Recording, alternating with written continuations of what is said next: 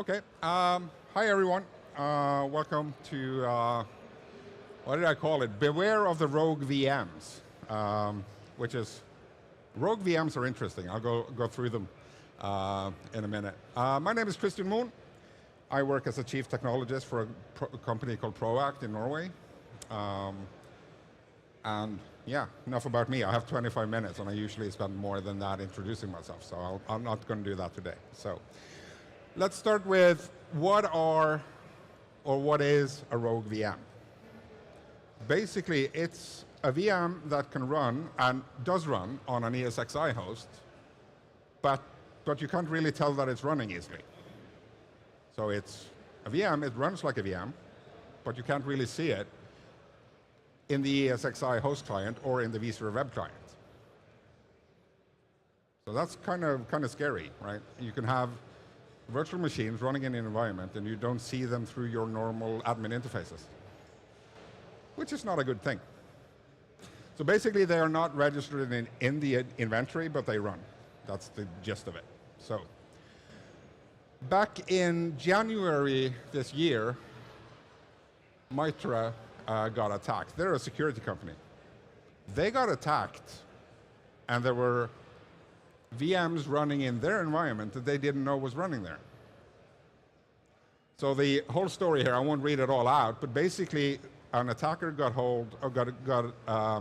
access to their vCenter, installed a web shell on the vCenter, used that to enable SSH on the hosts, SSH into the ESXi host, and spun up VMs that they didn't know was running.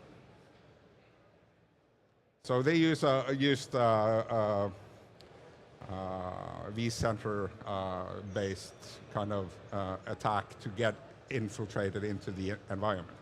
But the thing with the Rogue VMs is all you need to do those, or to create those, is basically some simple commands, which I'll show you later on. But they access it through the vCenter and then to the hosts. But if you have direct access to the hosts, well, there you go. So how do you create one of those? And it's really, really, really simple. It's a one command you need to run. And you need to have an existing VM placed into the environment somehow. But once you have that, all you need to do is this. So if you run that VMX command with a path to a VMX file for a valid VM, the rest after the number 2 and everything there is just to suppress the output from the command. But if you do that, the VM is registered, it's started, and it's not available in the ESXi host client or in the vCenter. That's it. That's the entire command you need to run. So once you have that file there, available somewhere in the VMFS or whatever file system, NFS, whatever, that's it. So you need SSH to do that, and you need to have root access. So those are kind of the things that are stopping you. But if someone has that access, they can run this, and you won't know. If you're playing around in vCenter, you won't see this. So I recorded a little demo. Hopefully that starts automatically. It doesn't, so I have to do something here. There we go. This is just to show how this actually works. So first of all, it's just showing the VMs that are there. None of them are running. Those are just things in my lab environment. And the next thing then is, that's the same thing, yeah, is to run that command. So I just log in with my root account. I show the running VMs through ESX CLI, and it doesn't show anything. Once I've run the VMX command, you can actually see that the machine called Rogue 01 is running. So that's the exact same command as on my previous slide.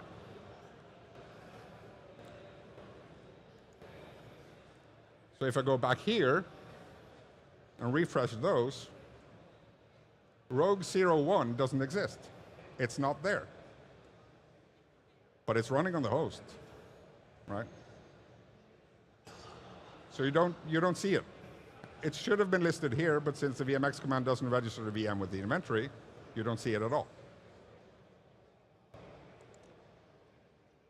So if you do that and you reboot the host, the VM is gone.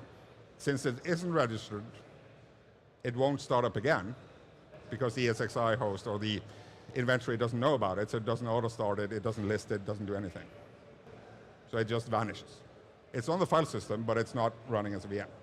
So what they did in the MITRE attack was basically make those VMs persistent in a way that if you restart the host, the VM is also started automatically, still without any trace of it running in the admin console.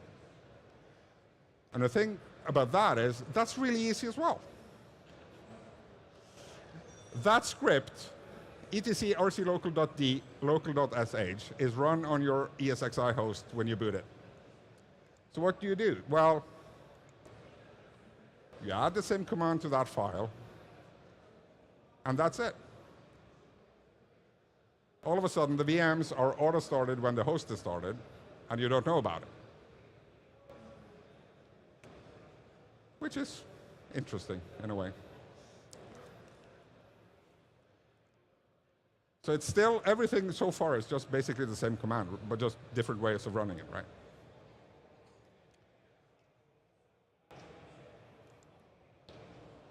So what I figured I'll do, I'll try to use this in my home environment to see if I could use this to create some kind of command and control center at home, in my lab at home, and I have a work lab as well. And I did all of these things with 3 ESXi hosts there. So basically what I have is a command and control lab at home, which is running Sliver. The link for sliver.sh is up there. That's basically they call it an adversary emulation framework. It's basically a command and control center you can play with, right? It includes a bunch of stuff that I haven't used, but it has Mimikat support. It can do Kerberos, ticket roasting. It can do a lot of stuff. But my idea with this, I will see if I put that available on my home lab over the internet and see if I can get those Rogue VMs to connect back. So that's what I did. I registered one for each of the hosts in that local SH startup script, right? And then I make those Rogue VMs do a reverse connection back to my publicly available command and control center. And it does, in my case, I do it over HTTPS. I could have done it over DNS traffic as well to obfuscate it even more. But right now it's connection from here to there, which opens a reverse tunnel back, so I can do stuff from here on those over HTTPS automatically if one of those hosts boot.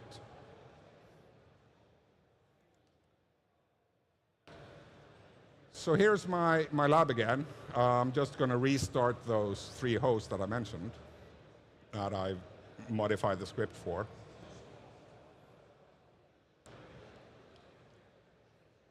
And then I start my Sliver instance. So that's up and running. The hosts are rebooting. And once they come back up, I'll go back to my shell here and see if something happens. And there's the first connection. And there we are, all 3 of them, right? So I have one for ESXi, one for 01, 02, and 03, just to identify the different VMs. And they're still not available here. So I go in here, I can use one of those session IDs to start the reverse shell back. So now I'm logged into that VM that is running in an infrastructure somewhere as root. And I can start doing networking, start playing around with what can I reach for the different networks I'm connected to, and so forth. So one of the things here, the VM that I created need to be connected to some network somewhere. So you have to have some information of which network name or port group or whatever you want to have it connected to. But once you're in here, or you have root access to the ESXi, you can figure that out pretty quickly. You can just look at the VMX files of some existing VMs. The network name is in there. Just tweak your own VMX and then start it up again. So if you need Rogue VMs in different networks than this one, you can just figure out which ones are the VMs running in the other ones and create a new copy of it, start that up. No problem. This is kind of scary. I mean, you do need root access, you need to have SSH enabled, so there are some caveats here, but it's pretty simple to do once you have that access. So if you look at the output of these two commands, vimcmd get all VMs doesn't show the rogue VM. Basically because vimcmd asks the inventory of the host and the vCenter for that information. ESXCLI, VM process list, actually queries the running processes on the host. So that shows running VMs. This one shows registered VMs. There's a difference there, right?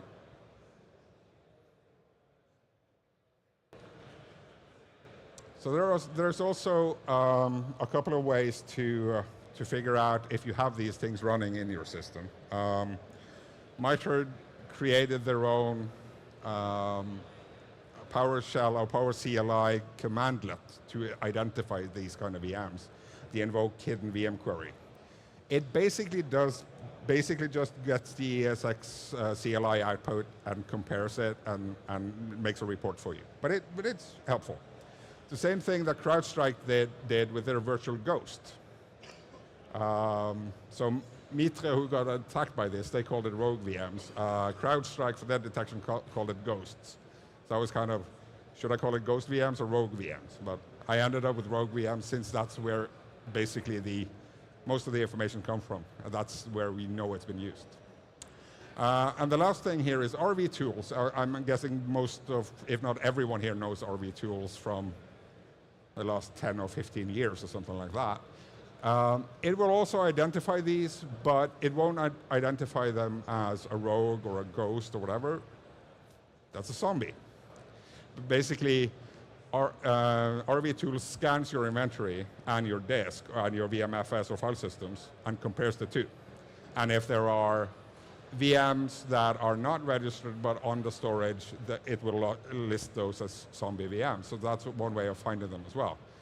But it isn't specifically made for identifying these kind of VMs. It's just identifying non-registered VMs on your VMFS or whatever storage you have. So, but what can we do about this? What can we, right now, what are the mitigation strategies for avoiding these kinds of VMs running? Well, as everyone else, patch your stuff. I mean, the MITRE attack was through an vCenter that was unpatched for vulnerability, right? So ensure your stuff is patched. It should always be number one, and it's a given, but I didn't need to repeat it anyway. The second one is pretty obvious as well. Do not enable SSH on your ESXi hosts. For the most part, you don't need to have SSH access to those hosts at all.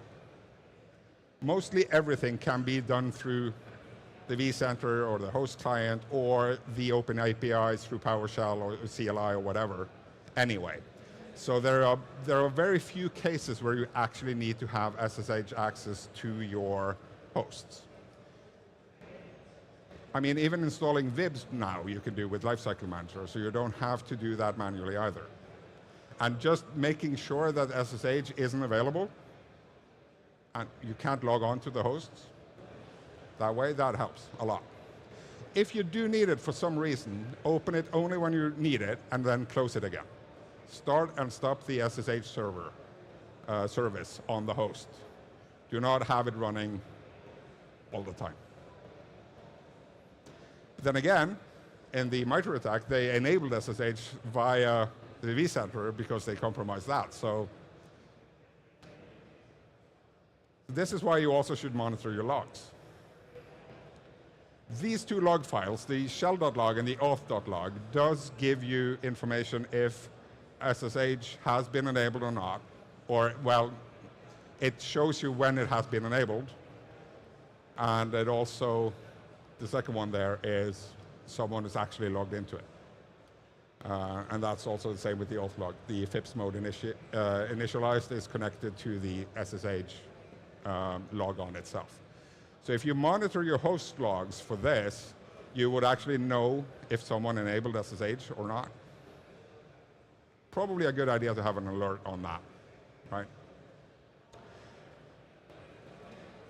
And the last part of that is, if you use secure boot on your ESXi hosts, the local.sh script isn't processed during startup.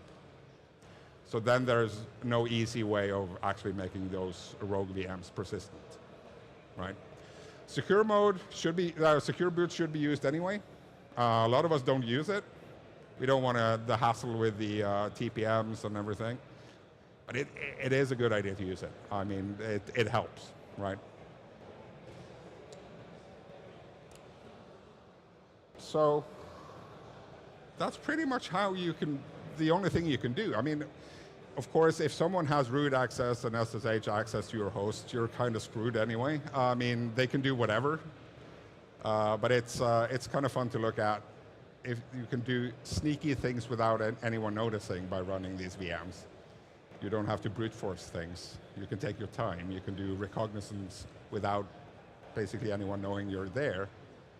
And you won't even see the resources the machines use, right? In a vSphere, it gets removed from the available pool, but you won't see where it's actually, what actually consumes it, right? So that was pretty much it. Quick intro to how, try to find it. The survey is one thing. I'll take that thought on this absolutely last slide. You can find me here if you want to. I'm not very difficult to find in any way. And that was pretty much it. So thank you. And as a last kind of advice for everyone, please practice safe ESXi. And that was it. Thanks.